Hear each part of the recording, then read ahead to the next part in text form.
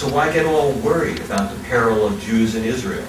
There's no real reason for us to be concerned. That was 2002. And yes, in America, we are lucky. But we are only lucky if we cut ourselves off from any fellow feeling for the not-so-lucky Jews who are right now under the gun, so to speak. Now, even more so in 2007. So, what a selfish definition of luck that was.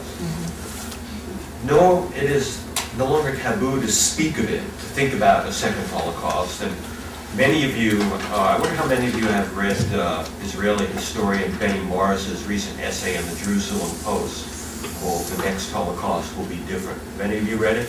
Oh, yeah. Yeah. Very powerful, disturbing essay. Not all will agree with him, but it is no longer sacrilegious, let us say, to envision in detail a way it will happen, which is both terrible testimony to the state of things, yet in some ways, I think, a far more healthy response than what I came to think of as second Holocaust denial, the response of the literary editor of the New Republic and people like Tony Judt.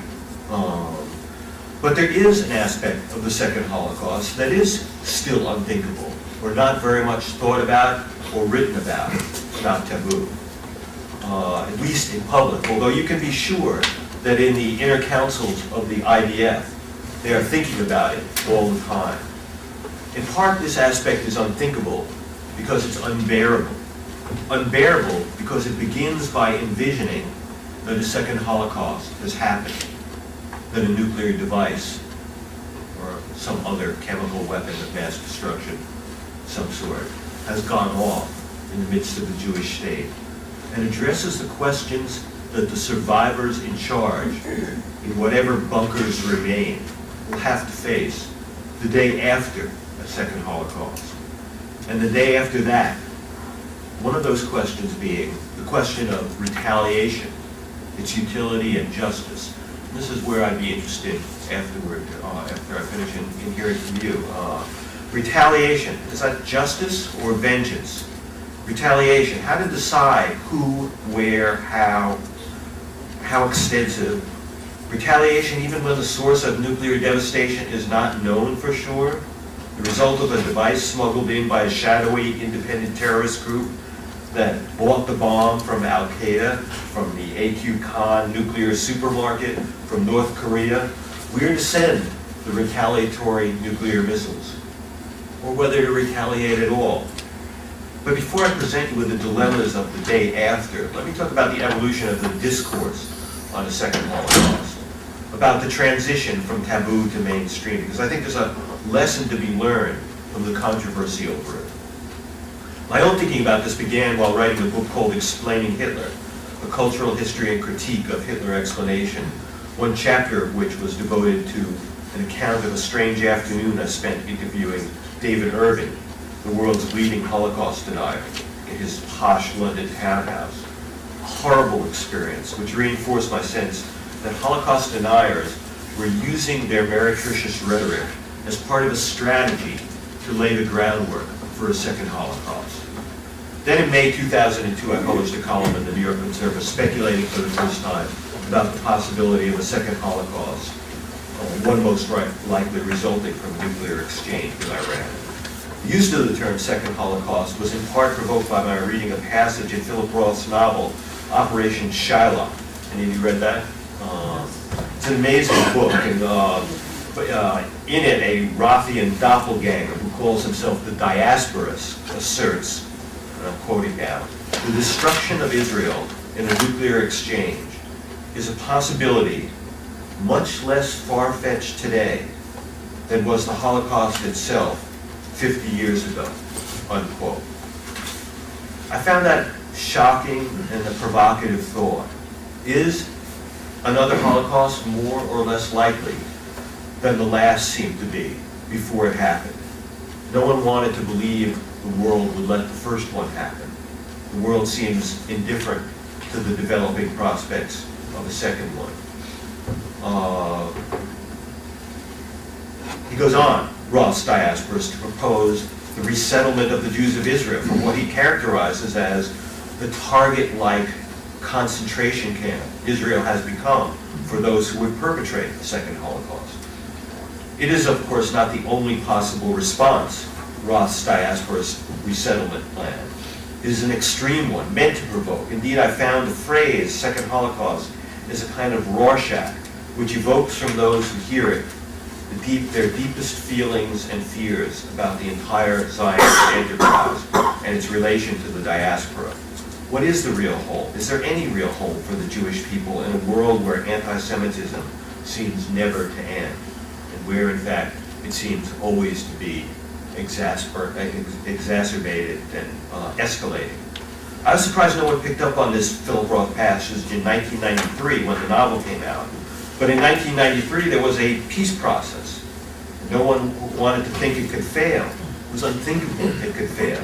We were all subject to the American illusion that there is a solution to every problem if only people behave rationally. Alas, not everyone in the Middle East is known to behave rationally. I'm not convinced that the belief in the peace process was an entirely naive hope. Perhaps if Rabin had lived, maybe it would have made a difference. But here we are, and it's not a good place to be. Roth's second Holocaust fantasy raises the question of whether the identity of Jews should have been concentrated in or defined by Israel or on the Jews of the diaspora. While not accepting the diaspora's challenge to the wisdom of a Jewish state, back in 2002, I advocated taking the possibility of a second Holocaust seriously and began speculating about the aftermath. Oh, the outcry. I couldn't help thinking of a Bernard Malamud short story in which he has a parrot cry out, Gewalt, pogrom. Nothing I've written before or since has made people as irrationally angry, just by mentioning those two words. Well, perhaps my attack on postmodern literary theory sophistry in my recent book, Shakespeare Wars, made a lot of people mad, but with all due respect, postmodern literary theory sophistry seeks only to deny the existence of literature, not to deny the existence of a land and a people. And in 2004, as Charles mentioned, I edited an anthology of essays by historians and scholars called Those Who Forget the Past. And in my introduction, I went a little more deeply into the circumstances that led to the controversy over the words Second Holocaust and some aspects of the aftermath. The context then was the Second Intifada, an incessant suicide bombing, but it wasn't the threat from Palestinian terror that led me to use the taboo phrase. It was reading Roth in the light of a chilling speech by Iranian Ayatollah Hashemi Rafsanjani, a man who is now described in the media as a moderate or a moderate conservative, as opposed to the real genocidal radicals, such as the current Iranian president. And yet, in his 2001 address, Rafsanjani said something more radical than Ahmadinejad's wipe Israel off the map. And by the way, a word on that, wipe Israel off the map. You know, it's been disputed. A lot of people have said it's been mistranslated. It's only meant as euphemistically, or it's only meant as a metaphor. It's meant as a wipe the political boundaries of Israel off the map and replace it with Tony Jude's binational state. I think we can probably all agree that wipe Israel off the map was, that we know what Ahmadinejad meant when he said it, however much those who don't wish to look carefully at things want to take it. But in any case, let us leave Ahmadinejad and Tony Jude and the binational state behind. For all we know, they are both sincere believers in a Panglossian kumbaya version of Jews and Palestinians living side by side. Instead, let us return to Hashemi Rafsanjani, who said something more explicit, more specific, non-metaphorical. He said that Iran would not shrink from a nuclear exchange with Israel because in such an exchange, it would take only one bomb to destroy Israel. One bomb, and these are Rafsanjani's words, it would be, quote, nothing left on the ground in Israel. Israel and the Jews therein would be destroyed, while Rafsanjani said Iran would suffer only, quote, damages, unquote, from an Israeli retaliation. Heavy damages, millions dead, perhaps, but Israel would be gone forever, and there would be more than 1 billion Muslims left, many of them, alas, who would welcome the death of the Jewish state, and even the Jews within it. Don't take my word for it. Read the translation of radical Islamic media, what they're saying in the mosques and Islamic media in the, most of you are probably familiar with the Middle East Media Research Institute and its translations of what's being actually said in the Arab world. It's chilling. But nothing left on the ground is one of the milder things. You could call it rhetorical, or who are we kidding? But what it did, in conjunction with the growing cult of suicide bombing martyrdom, was cast doubt on what the literary editor of the New Republic called Israel's magnificent deterrent, that is, its nuclear retaliatory arsenal. If a state or a terrorist group was willing to suffer the death or martyrdom of massive retaliation from Israel in order to destroy Israel, then Israel in effect no longer had a deterrent. Or rather, Israel would have to reconsider, reconfigure, or vastly expand its retaliatory threat, with still no guarantee that it would be sufficient. There was another factor which cast doubt on Israel's nuclear deterrent: non-state terrorism. Terrorism without a return address. A dirty nuclear bomb, chemical weapon, any kind of bomb smuggled into Israel by a non-state terrorist front group, content to die in the process. Who do you retaliate against in a case like that? Everyone? Anyone? What do you do? And so a second Holocaust cannot be deterred with the degree of confidence that Cold War deterrence offered America. Not that that was an extremely high confidence factor, and I think we escaped luckily with our lives. Deterring those who seek suicidal martyrdom is a far more difficult problem. The threat of death is no threat to those who want to die, who want to be martyrs. They are not the rational actors of Cold War nuclear theory. But nobody wanted to hear that when I wrote about it in April 2002. Now things have changed. The literary editor of the New Republic recently signed a statement explicitly warning, among other things, of the perils of, yes, he used the words, that the statement used the words, a second Holocaust. Those precise 2 words. Was this a sudden attack of ethnic panic on his part, or a belated recognition of reality? Of course, his was not the only evasion of the question. At the time, I found the modes of evasion, of second Holocaust denial, you might call it, to be interesting and instructive about Jewish willingness to face reality. There was what I came to call evasion by geographic displacement. Distinguished NYU professor Tony Judt, he of the brilliant plan for a binational state, for instance. Look how well binational state is working out in Iraq.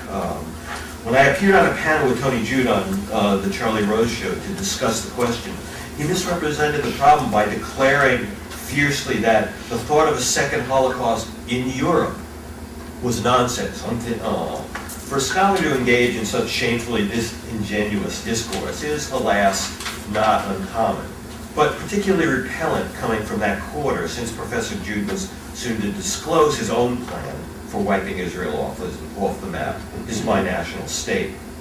And since he has subsequently called the state of Israel an anachronism. And then there was the not very bright New York Times columnist who was so confused or fearful, he wrote that I was talking about a second Holocaust in America. And then when I called him up to complain about this, he said, well, even if there were a Holocaust via nuclear weapon in Israel, it wouldn't really be a Holocaust, because a Holocaust involved rounding up people. And the nuclear weapon wouldn't, it would kill as many Jews, but it wouldn't have the rounding up. So this was his way of avoiding the question. It was as if these three grown men were so overwhelmed by a childish fear, dare I say panic, at facing the possibility, they had to deploy their own versions of denial, displace it to somewhere else, to Europe, to America, to cloud cuckoo land. They didn't have to fear it that way. This was second Holocaust denial. I was reminded of their willed blindness recently when a photograph appeared of the current Israeli defense minister gazing sagely into binoculars at the Lebanese border. Have you all seen that photo? Are you aware of this? Gazing through binoculars which had lens caps on them. I think a similar process, alas, has gone on with facing the reality of what the Jewish state is threatened with. I think it's time to remove the lens caps. It's not easier to stare into this particular possible future, across the border into that kind of horrid realm. It's not a pretty sight, but I wonder if we can afford not to look. Iran will soon have nuclear weapons, Pakistan already does, and Pakistan is probably one bullet away from becoming a nuclear-armed al-Qaeda state. North Korea will soon have them for sale. Loose nukes from the former Soviet Union are already on the market. Read the new edition of Graham Allison's Nuclear Terrorism. Read it and weep. Increasingly in mosques and media throughout the Middle East, thanks to the tireless translators of memory, we know that a certain strain of radical Islam preaches as a religious duty the extirpation of the Jewish state, and some, as in the Hamas Charter, the extermination of the Jews. There are 1.5 billion Muslims in the world, 5 or 6 million Jews in Israel. What do you think the odds are that Israel will not be wiped off the map, pushed into the sea, however one expresses it, in the next half century? But you're not allowed to say that. Already, psychological terror is causing many in Israel to leave. And can you imagine living in a state where you and your children are constantly threatened, no longer not just by suicide bombs, but by, a repellent madman who constantly makes threats of nuclear terrorism. Alas, we are imprisoned by the American dogma of optimism. All problems must and will have a solution. But maybe this one won't.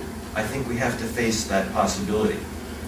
Here's how Benny Morris, the Israeli historian, described it in a piece in the Jerusalem Post. And it was no coincidence, I think, that he published this piece shortly after the Iranian Holocaust Deniers conference. There's a connection between Holocaust deniers' rhetoric and the idea of a second Holocaust, which I will get to in a moment. But first, let's listen to Benny Morris. He said, "The second Holocaust will not be like the first. The Nazis, of course, industrialized mass murder, but still the perpetrators had one-on-one contact with the victims. They may have dehumanized them over months and years of appalling debasement before the actual killing, but still they were in eye and ear contact, sometimes in tactile contact with their victims. The second Holocaust," Benny Morris goes on to say, "will be quite different. One bright morning in 5 or 10 years, perhaps during a regional crisis, perhaps out of the blue, a day or a year or 5 years after Iran's acquisition of the bomb, the mullahs will convene in secret session under a portrait of the steely-eyed Ayatollah Khomeini and give President Mahmoud Ahmadinejad the go-ahead.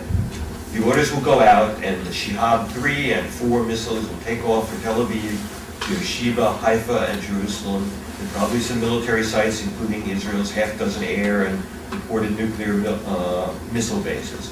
Some of the Shihabs will be nuclear tips, perhaps even with multiple warheads. Others will be dupes to draw attention away from anti-missile batteries. With a country the size and shape of Israel, probably 4 or 5 hits will suffice. No more. No more Israel. 1 million or more Israelis in the greater Tel Aviv, Haifa, and Jerusalem areas will die immediately. Millions will be seriously irradiated. No Iranian will see or touch an Israeli. It will be quite impersonal." So saith Benny Morris, not me. You can read it online on the Jerusalem Post website. What surprises is that we are so far beyond taboo.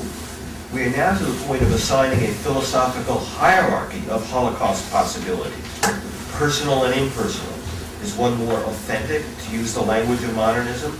To Benny Morris, Hitler's Holocaust was both vicious and personal, face to face.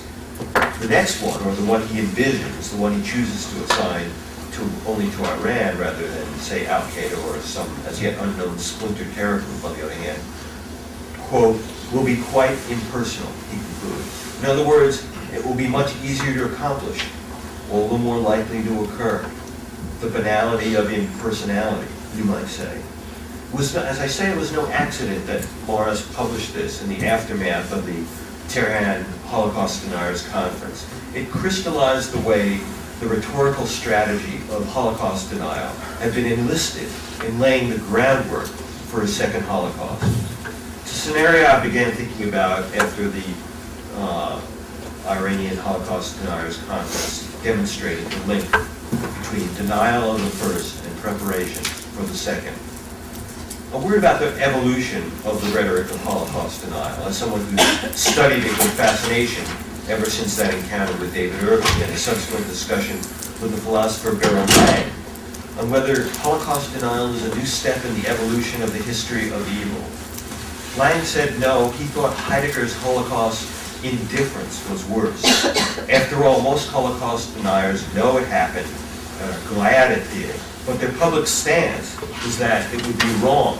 They wish to exculpate Hitler from such, what they say in public anyway, is a crime, however much they long for it. Heidegger, however, felt nothing, said nothing. Heidegger had something to say about everything in the world, but somehow this escaped his notice while he was a Nazi Party official, purging non-party members and undergoing denazification with the help of Hannah Arendt. Read Beryl Lang's book on Heidegger and the Holocaust for a study of Holocaust indifference. As far as Holocaust denial, I'm sure you know that it began with a certain far leftist sect in France centered around a bookstore called the Old Mole. At first, it seemed to me it was divided between those who knew it happened and were just using denial to twist a knife and because they hated Jews, and those who were genuinely deluded. Recently, though, Holocaust denial has undergone a number of variations. There's Holocaust minimization, in which they spend their time diligently trying to reduce the number of Jews killed and claim that some millions were killed by typhus epidemics and the like, and only a few literally murdered. And then there's the Holocaust exploitation allegation. This is the Norman Finkelstein position. I'm sure you're familiar with him. He regards that any memory of the Holocaust as being meretriciously used by Zionists to support the existence of the Jewish state. There's no really good reason to remember it. Finally, well, semi-finally, there's something I've come to call, I think most insidiously, Holocaust inconsequentiality. It's my phrase for the kind of Holocaust denial deployed by sophisticated people, not drooling anti-Semites, usually, I think, unwitting of how historically opaque they're being. Holocaust inconsequentialism is insidious because, well, I'll give you an illustration. Was a writer in the New York Times magazine who scolded posthumously Menachem Begin for something he said about the Holocaust in the aftermath of the Israeli attack on the Iraqi nuclear reactor in the early 80s. The attack that perhaps put off a second Holocaust for a few decades. The writer scolded Begin because in describing his reasons for the Iraq mission, Begin said he thought of the 1.5 million children who died in the Holocaust. No, and he just wasn't going to allow that to happen again. No, the writer in the Times magazine scolded Begin, you shouldn't have mentioned the Holocaust or those children. It was unnecessary. It was inflammatory. Just because one dictator declared he wanted to commit mass murder and went ahead and did it, one shouldn't learn any lesson from it. One shouldn't be influenced by it. One shouldn't even speak of it when dealing with another potential mass murderer's genocidal capability. Now, one can depend too much on history for lessons, but to learn nothing from the Holocaust, to not mention it in, or consider it in deciding one's contemporary policy, to not allow it to have any influence, it sacralizes it somehow, separates and removes it from history entirely. Holocaust inconsequentialism says, yes, it happened, it just shouldn't matter to us now. The past shouldn't affect how we act in the present and future. No consequences to the Holocaust. It's a kind of denial.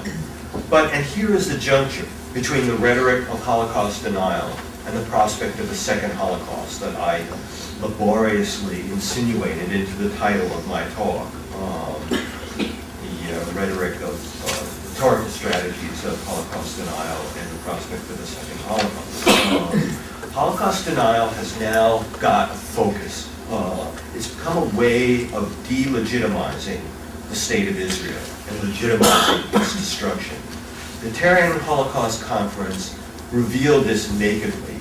It illustrated how the various strains of Holocaust denial have merged into a single-minded purpose to make it seem that the Jewish state was founded on a lie, that the Holocaust was fabricated to guilt-trip the West into giving the Jews lands that, of course, they never lived on before, belonged to the Arabs, perpetrated the idea that the only reason the Jewish state came into being was essentially a Jewish trick, the fake Holocaust. And therefore, the undoing of the Jewish state would be, in itself, no tragedy, but rather, perhaps, even some kind of justice.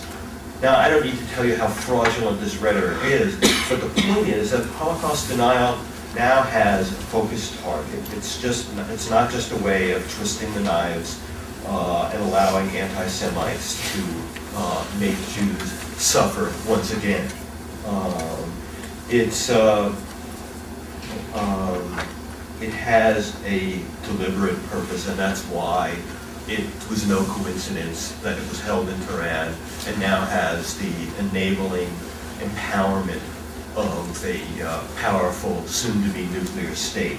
But why its persistence, Holocaust denial, and its appeal? I think it has a subtle dog whistle appeal to the ears of European culture, a culture that still labors under the burden of shame for its complicity with Hitler. Glorious European civilization nonetheless gave birth to a Holocaust in the most educated, civilized state it had produced in Germany, and enlisted the voluntary aid of every single nation in Europe, except perhaps Portugal. When I wrote recently about the emblematic attack of a Holocaust denier on Elie Wiesel, the emblematic Holocaust survivor. Are you familiar with that? You probably read about it, but it seemed to me it received very little coverage. But nonetheless, it suggested to me, it symbolized the way Holocaust survivors are an unwanted reminder of a past the West would like to deny, even if they, most of them anyway, know that they can. When I spoke to George Steiner on this question, he said that the Hitler's Holocaust removed the safety net. What he meant was the safety net beneath which our appraisal of the depths of human nature, a stopping point. After the Holocaust, there was no safety net. There was no bottom to the depths of human nature that he revealed. We don't want to, or people in the West don't want to acknowledge this. And I think you can see this in the half-hearted efforts of the world community to stop Iran from getting nuclear weapons, which they constantly are threatening the state of Israel with. So these half-hearted efforts, I think, may have a darker side than mere ineptness and weakness. But let me turn now to what I think will be the most controversial aspect of my talk, and the one that I'd be interested in hearing your reaction to. Question of the day after. What if the haters and the Holocaust deniers and the Hashemi Rafsanjanis and the Ahmadinejads and the Al-Qaeda people get their way? What if it happens the way Benny Morris describes it? Then the answer, I suppose, so some might want to dispute me, and I'd like to hear your voices if so, the question is relatively easy. Nuclear retaliation against Iran. Or is it easy? Even in the Cold War, some suggested once a deterrent fails, there's no point in using it for retaliation. In other words, if we can't prevent a first strike, what is the point of killing tens of, perhaps hundreds of millions of civilians out of revenge, retaliation, justice? What do you call it? I don't know the answer to this. But I do know, I spoke to a reporter I know who spends a lot of time talking to Israeli defense and intelligence officials, the people who will be in charge of the question of retaliation. He told me there's no doubt, at least among those in charge of retaliation, that if deterrence fails, there will be retaliation. The question is, will it be limited? Will it become, or will it become known as, become what is known as the Samson option, bringing the entire Middle East, perhaps setting the entire world aflame? He also suggested there was no way a surprise attack could destroy Israel's deterrent power. He gave me the example of the way the Isaiah scroll in the shrine of the book was protected, well, initially anyway. It was put in a kind of well that was designed in a case of emergency to retract far beneath the ground in a hardened site protected by yards of layers of armored steel plates strong enough to withstand a nuclear blast. If they're going to do that for the Isaiah scroll, he says, they'll do that for their nuclear retaliatory rockets. And then there are the 3 Dolphin 800 class submarines, which the Israelis bought from the Germans, yes, the Germans, in the late 90s, which are now or will soon be equipped with nuclear weapons, submarine-launched ballistic missiles. And submarines are the deterrent of last resort because there is no way of reliably finding and destroying them in a first strike. But what if a second Holocaust is not the result of a nation-state attack, but of a smuggled-in nuke by some shadowy terrorist group? Then who or what is there to retaliate against? Would retaliation in itself, the death of tens or more, hundreds of millions of civilians, who knows, perhaps be justified if the deterrent purpose of the, would it be justified if the retaliatory, the deterrent purpose of the retaliatory weapons have failed? This was, again, during the Cold War, much debated. I spent a lot of time studying Cold War nuclear mutual assured deterrent theory, and in nuclear strategic circles, there was always the worry that once a first strike occurred, a president would decide that, well, there's no point in killing tens of millions of civilians. The retaliatory weapons are not pinpoint weapons. They're necessarily city-destroying weapons. It's a terrible choice. Would anything be gained by Israeli massive retaliation? Would it be done to prevent a third Holocaust? Would it be done so that a second Jewish state could be protected?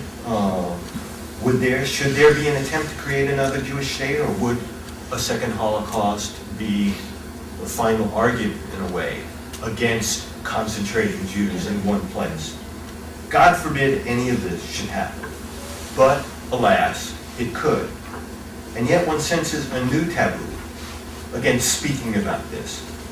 I sensed this when I asked 3 scholars at the Jewish Theological Seminary to address this question before I came here to speak to you about it. I wanted to draw upon their wisdom. They were steeped in Jewish lore on revenge, retaliation, justice, the fine differences between them, etc., etc.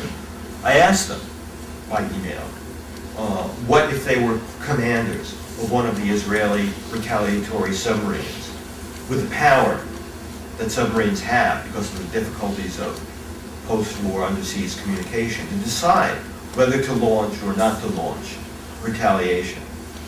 Would they use their weapons in the event of a second Holocaust? What did Jewish wisdom and morality say? I've been directed to them by someone who said they were experts on the Jewish literature and commentary on questions of revenge and retaliation. You might recognize their names. I promise not to use them. But none of them wanted to touch the question.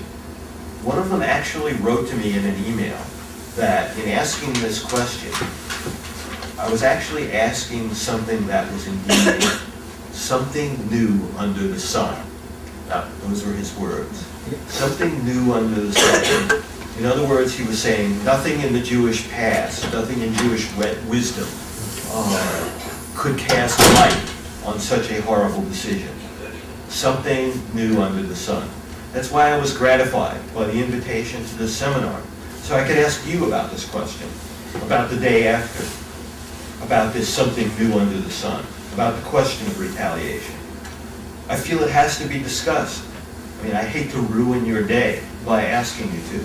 I hate to discuss this subject at all, but it seems to me that there's a lack of discussion, that the lens caps are on the binoculars.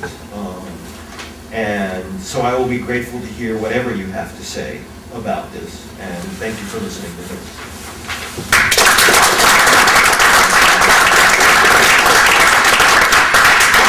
Thank you so much. Does anybody has questions? Yeah. No. Okay, go ahead. And I'll, if you signal to me, I'll keep on this. Thank you for making my day.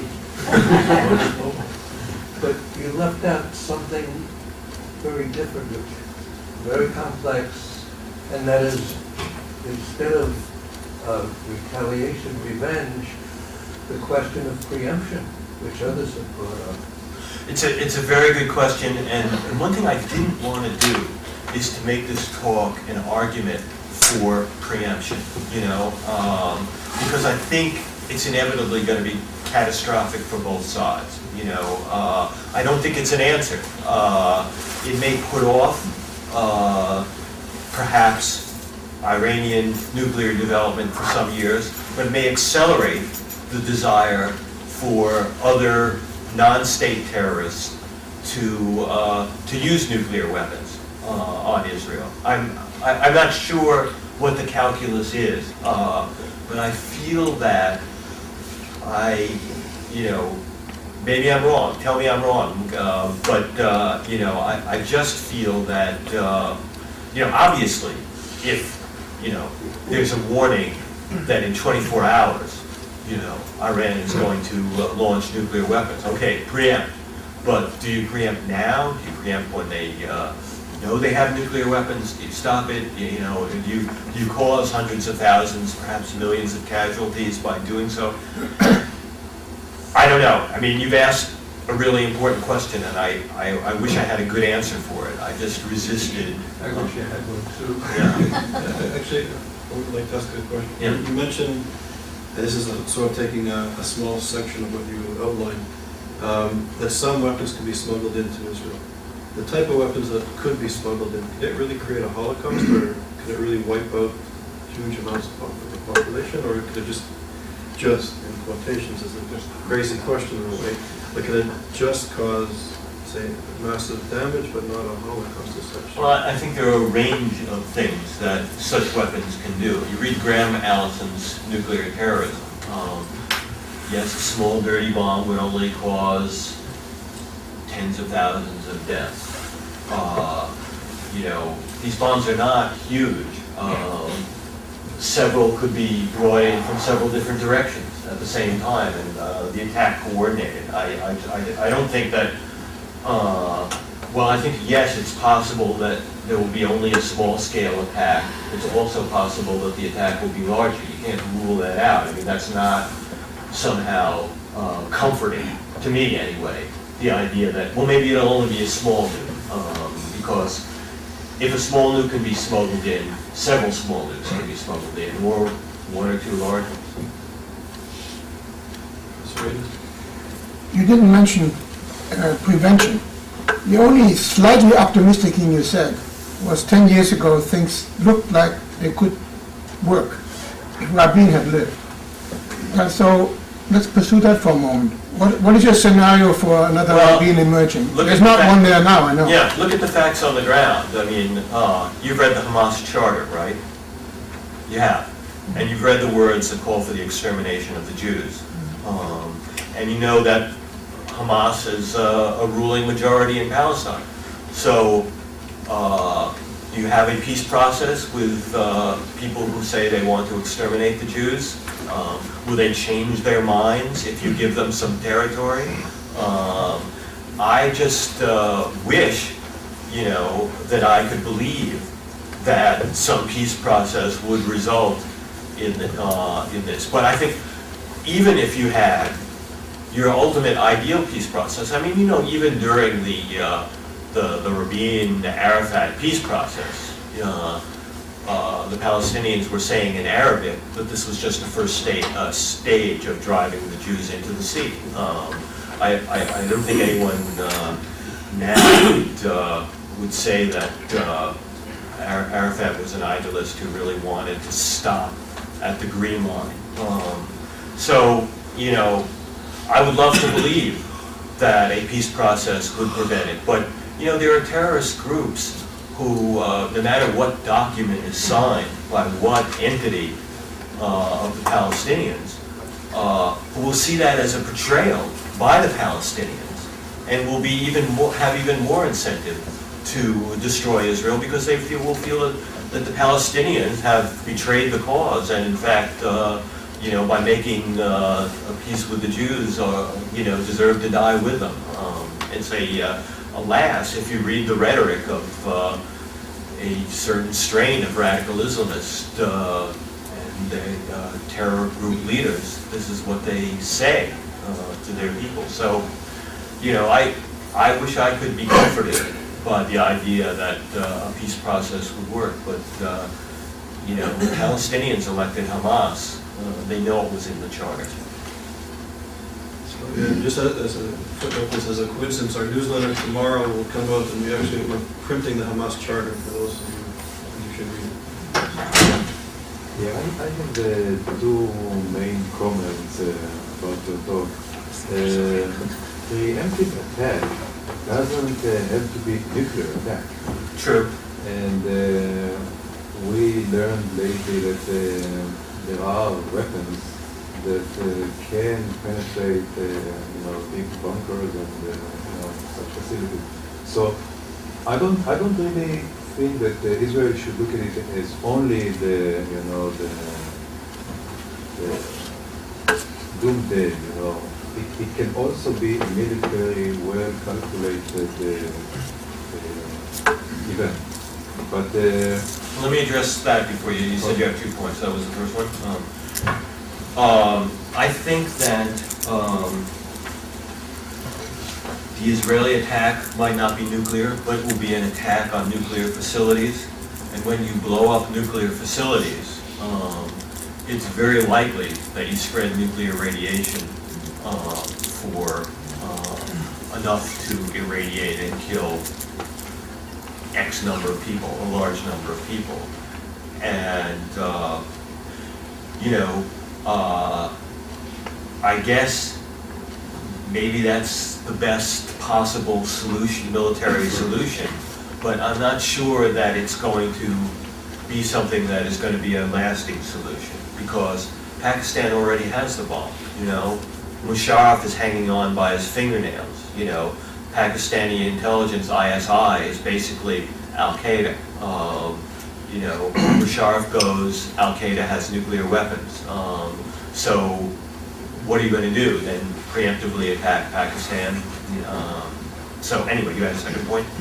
True, and then my other comment actually supports your horrific scenario, because, you know, for many, many years, people have that opinion that the fact that there are holy sites for Muslims in Israel is, in a way, some kind of an insurance policy. Yes.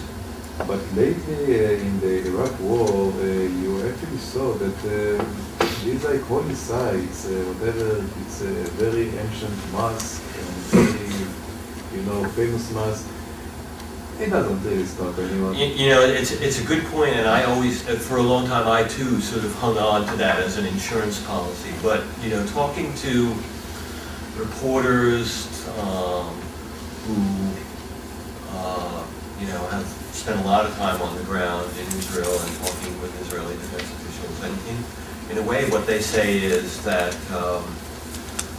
Al-Qaeda doesn't care about the Palestinians. Al-Qaeda thinks the Palestinians betrayed the Islamic cause by entering into negotiations with the Jews anyway.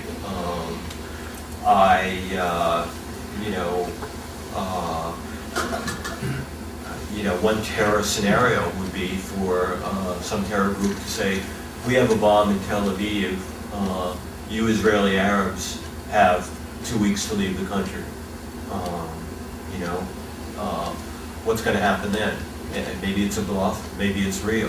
I don't think they even care about it. I tend to agree. It's hard to believe, but you know, it's maybe even more pessimistic than me. Realistic. Michael? Professor Katz. Yes. About your question of the day after scenario, you seem to be looking at it in terms of response to the action that has occurred. And I would suggest that you could also look at it in terms of response to prevent additional actions. So in two ways. One is with regards to the Jews around the world, because I don't know if it's really known who blew up the Jewish center in a community center in Buenos Aires, if it was Hezbollah, if it was Iran. Right. But I've read some of the writings of Khomeini, which were clearly anti-Semitic, so that if there's a hatred of Jews in the Iranian leadership, it wouldn't stop with Israel. So that's one point about the usefulness of retaliation to prevent a similar kind of attack on Jews throughout the world. Plus, it's not just about Jews. That a nation that would take action to wipe out another nation is probably a nation, or the leadership of that nation, that would attack and wipe out other nations, whether it's Sunni enemies, or if Israel is the little Satan, then the United States is the great Satan. So I think you should look at that day after scenario in terms of what it would mean for the future of Jews around the world and other nations around the world if Iran were to, in fact, get away with it. So you would be in favor of retaliation against Iran, and I can see your argument. My dark side says that it's, there's a terrible kind of blame the victim thing that goes on with Jews, and somehow Jews would be blamed, you know what I mean, for even after this. But I see your point. What would you say about a non-state terror attack? Then who would we retaliate against in that case? The intelligence often kind of eventually leaks out about who is behind these things. So I don't know that a retaliation would have to occur immediately, but if it did eventually come out, that it could be traced back to a particular player. I mean, I think that's an interesting question. The retaliation does not have to be immediate. It is something that could be held over the heads of the world, or one thinks that Israeli intelligence or in some way has communicated to the Arab capitals that it doesn't matter to us whether it's non-state. If you permit a nuclear attack on Israel, by non-state, we will assume it came from you. I mean, that's perhaps one way of bolstering deterrence, but I think you make an interesting point. Yeah, I have a question about your assumption that Rafsanjani is one of the mullahs who has an ironclad control over the society in Iran. I was a dean in Iran for 4 years in the late 70s, just before Khomeini arrived. And so I was familiar in a marginal way with false mullahs, illiterate mullahs, as opposed to well-educated mullahs. And so my question is, when you say a round table of mullahs can make the decision to go ahead and strike... That was Benny Morris. I was quoting. Okay. But what is your feeling about that option? You know, my feeling is that if the survival of Israel depends on our hope that the nice mullahs will prevail over the not-so-nice mullahs, it's not a very powerful confidence-building feeling that, in fact, I think the development of suicide martyrdom, the ideology of suicide martyrdom, does change deterrence. Even if Rafsanjani is not ruling right now, the statement he made calls into question the certainty of deterrence, because in effect it says there are at least some people in Iran who would be willing to sacrifice X number of people in Iran to destroy Israel on behalf of the Muslim world. They would be martyrs, they would go to heaven, et cetera, et cetera. So I think you're absolutely right that, you know, Rafsanjani is not the only mullah, and that the people who think like him are not the only ones who are in charge. But certainly a significant faction thinks that way. And if I were the IDF, I think we should take that into account in terms of their certainty that mere possession by Israel of nuclear weapons is going to deter another nuclear armed state. Yes, I look around the room and I'd like you to comment. What do you think of the fact that the average age in this room is at least 65? Oh, you all look very young to me. I don't know, what do you think? Well, I think that the Jews, bulk of the Jews in this community don't care about this problem. They're not here. It's a chilling statement. Everyone think that? I mean, look, yeah, I guess if you're younger, Spring break next week. yeah. I guess if you're younger, So what do you think about it? I suppose I think there is a kind of willed blindness to this. You know, we're the luckiest Jews in history. Says the editor of the New Republic, the narrator of the New Republic. And if one is happily raising a family in America, it's a bummer having to think of those Jews in Israel and their plight. We're doing fine. I'm all right, Jack. All that kind of thing. And so I think you make a good point that perhaps it's not something that there is a kind of denial going on.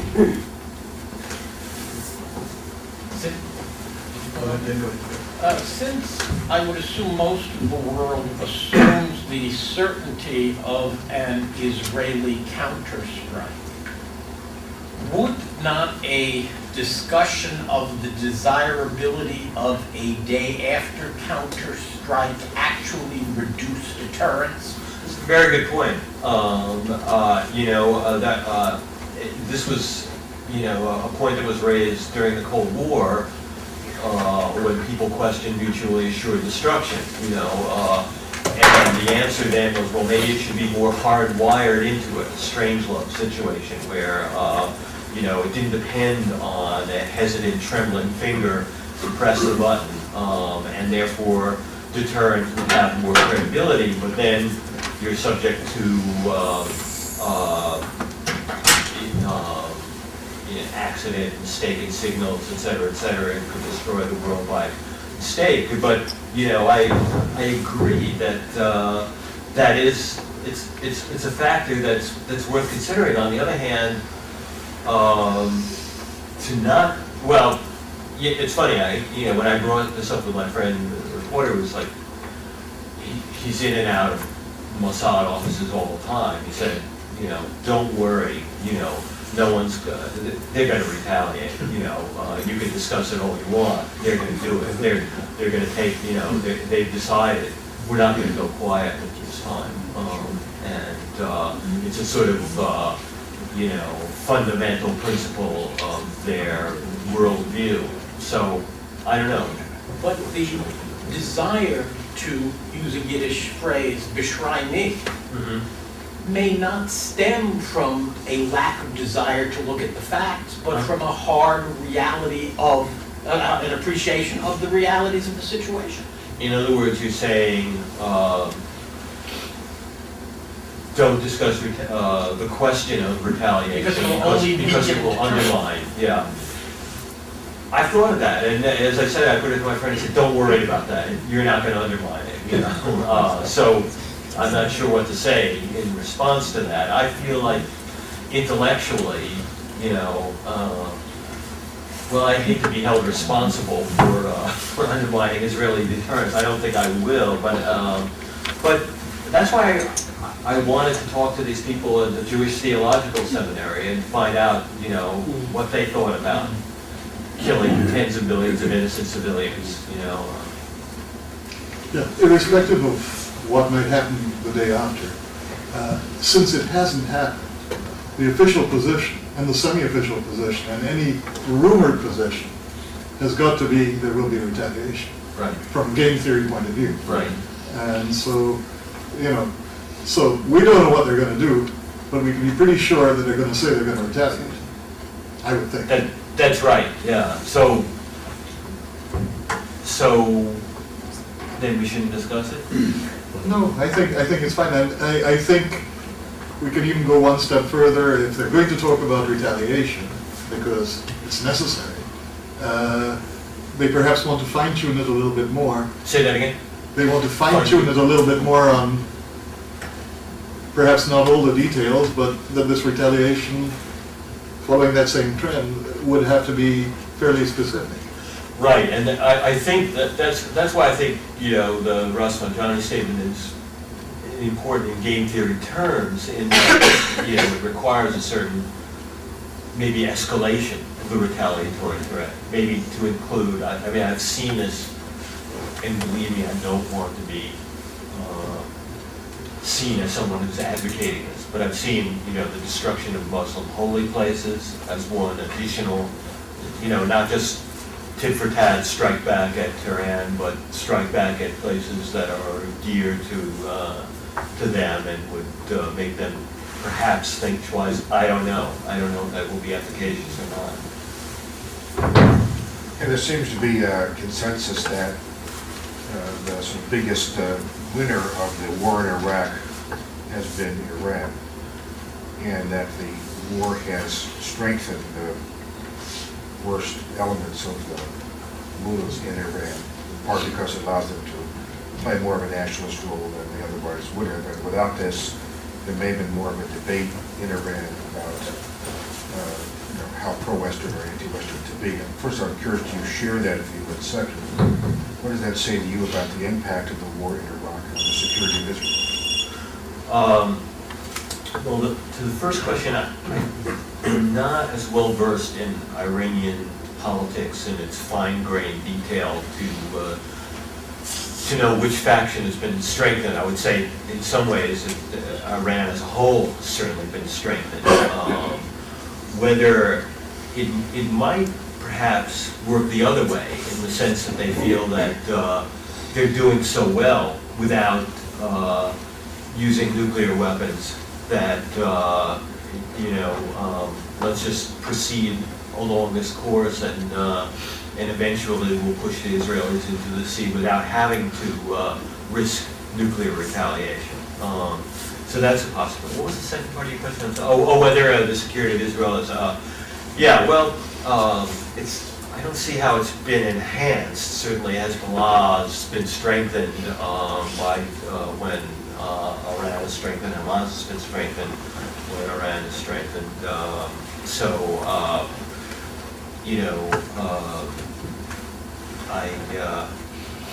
don't see many signs for optimism in that point. Do you see, or perhaps better, how do you see the state of Israel as part of the redemption of the Jewish people? It's interesting. It's a really good question, and I grew up a non-observant Jew. People ask me about this. I say, well, my parents weren't observant, so I'm honoring my father and mother. It's an easy way out, I know. But and I was not, a Zionist particularly.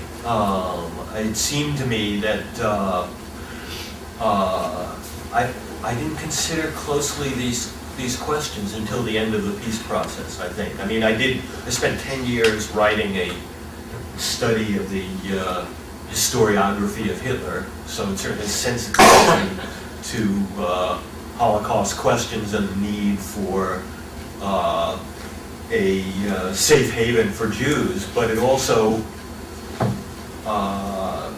rereading Roth's Operation Shylock in the light of the Second Intifada and the end of the peace process, made me question again whether or not concentrating Jews in one spot was not the best idea for the redemption of the Jews or the saving of the Jews, but made it easier for the enemies of the Jews to finish the job. I hate to say that. I don't want to believe it. I want to believe that the state of Israel will survive and thrive, et cetera, et cetera. I think that I've grown. I've felt a stronger affinity for it. I think the more in peril it gets, because I feel that these people are part of my extended family, and I honor them as my father and mother too. So I feel close to them, and I feel their peril. So your question was, Yeah, as part of, there is a sense of the state of Israel as part of the seeds of Jewish redemption. Yeah. Theologically. There's also a sense of the state of Israel that Jewish power beats Jewish weakness. And those two elements sort of dovetail, and obviously, if the state of Israel ultimately leads to the destruction of the Jews, what does that say about all sorts of normative Jewish theology and Jewish understanding? Yeah, in some ways, I don't think it necessarily says anything bad about Jewish theology, about Zionism, about anything. I think it says something bad about the whole human race, and the fact that it tolerates anti-Semitism. It stood by while the Holocaust took place. It's not doing much to prevent a second Holocaust, and so I think the Jews are doing the best they can, and Jewish power and Jewish redemption in Israel, in some ways are beautiful. But there's a downside to it that we're seeing as well, and so I just don't know how to judge it. I wish I did. The question raised by the gentleman over here about the age in the room, I think it leads to something though. I mean, so many of us growing up encountered some kind of anti-Semitism, whether it was on the streets, trying to get into schools, get jobs, etc. Along the way, the death camps opened, and we found out how dramatic that could be. So we have lived lives that at best we're very wary about others and their intentions and feelings towards us. Fortunately, the next generation in America has grown up, of Jews I'm talking about, grown up with much less anti-Semitism and maybe not experiencing it at all. Yes. And so some of them would look at this meeting and say either we're a bunch of old fuddy-duddies frightened of our shadows, or saying it's beyond belief and we refuse to believe it. I think it takes, and this is why I'm bringing this up, I think you've got to, that we all have to support educational programs both within our own community as well as with the whole American community and outside American community, that it happened and it can happen again. And just saying never again is not going to stop it from happening. Yeah, I know what you mean, because, I grew up, not experiencing really almost any anti-Semitism. And the lead essay in the anthology I edited, Those Who Forget the Past, was by Jonathan Rosen, and appeared first in the New York Times Magazine. His father was a Holocaust survivor, one of the Kindertransport people from Vienna. And he talked about growing up in living this great American life, and then suddenly after September 11th, reading about how half the world believed that the Jews caused 9/11, et cetera, and the way he felt like, oh no, I don't want to have to live my father's life. But in fact, if you look clearly at the situation, maybe things haven't changed as much. If you look just at America, things are fine. There's not a lot of anti-Semitism. Ku Klux Klan, neo-Nazis, not a big factor. But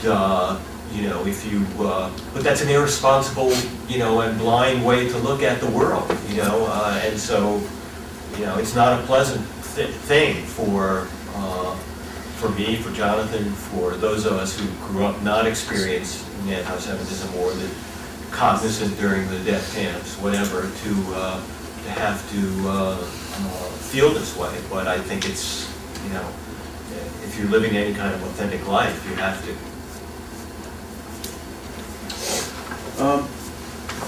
I think the Jews are so old as an identity, really the oldest thing on earth, maybe with China and the Hindus. And I think that in the way that there was no, to use a terrible euphemism, there was no real final solution. In the same way, there'll be no final redemption, and that history will go on, and the Jews will be here long after the United States, I think. It's speculative, but now if this is really something new under the sun, what would you do in the day after? It's a chance to maybe redefine it and say, well, we take our nukes and we renounce them, and we set a new moral identity, and we, in 5,000 years, will be remembered for doing that.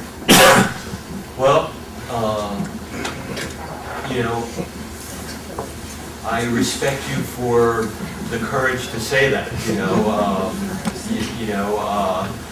I think a lot of people would not want to sacrifice their children to the possibility of being remembered 5,000 years from now. And someone said that, it's the Christians who say turn the other cheek, but it's the Jews who really have turned the other cheek. So, I'm glad you brought this up, because it is a possibility, to renounce retaliation. It's a kind of alien to me, I'm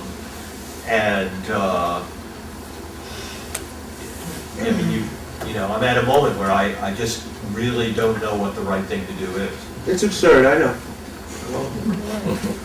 Yeah, just going back to the Middle East, a crazy place where people don't have, such a clean logic. And the history is quite bloody. Regarding nuclear weapons, Israel has a vague policy, as you might know, and many people here are aware of it. In other words, we have a nuclear reactor, but we never said that we have nuclear ability. And, you know, playing both sides. And the question is, And the question is, at the moment, there are many nations in the area, Egypt, Saudi Arabia, Syria, that are trying to get their hands on nuclear ability, nuclear weapons, either by buying it or making it by themselves. Saudis lately seems like they're trying to get it got from it, but the there. question is, Is it not the right time maybe that Israel should change its policy, you know, and maybe this will Okay. put things in different order? good question, and in fact, you know, there are indications that Israel is changing its policy. You know, the Olmert's famous slip of the tongue at the time of the Iranian Holocaust Deniers conference, in which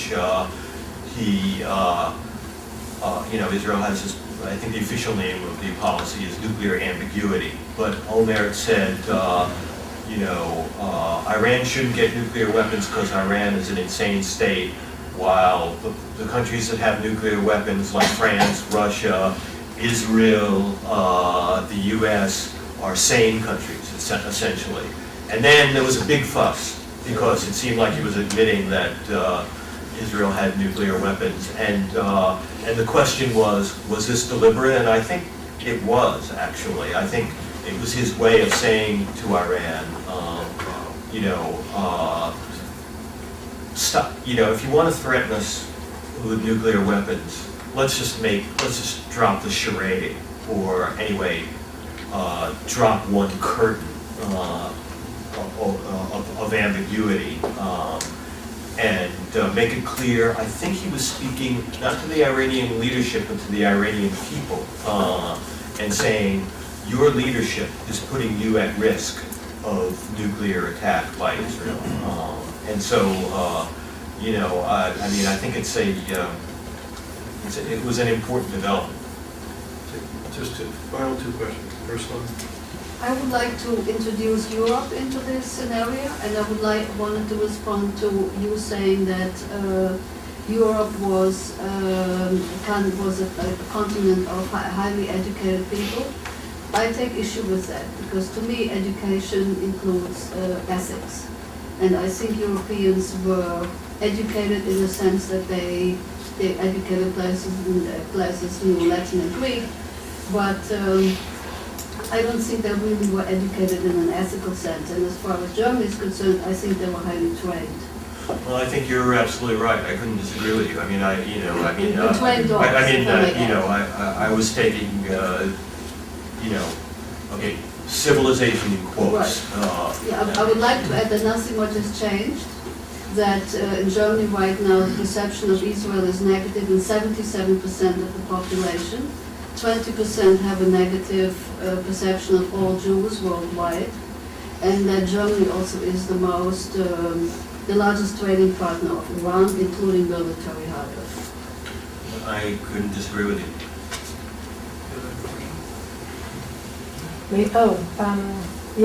One of the things that you mentioned in your book and talked about but haven't really talked about is the Could you speak louder? I'm sorry. one of the things that you talked about in the book but haven't really talked about is the role of the Western media, and I wondered, you know.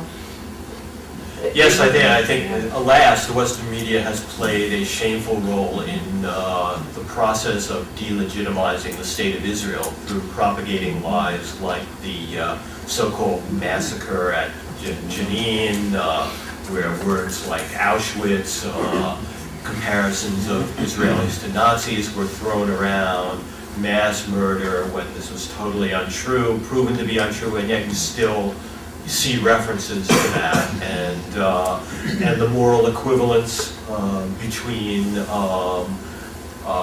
it's shocking sometimes when you will see. I mean, I know a writer I know is Jewish. You know, I mean, I'm a liberal. He's a liberal.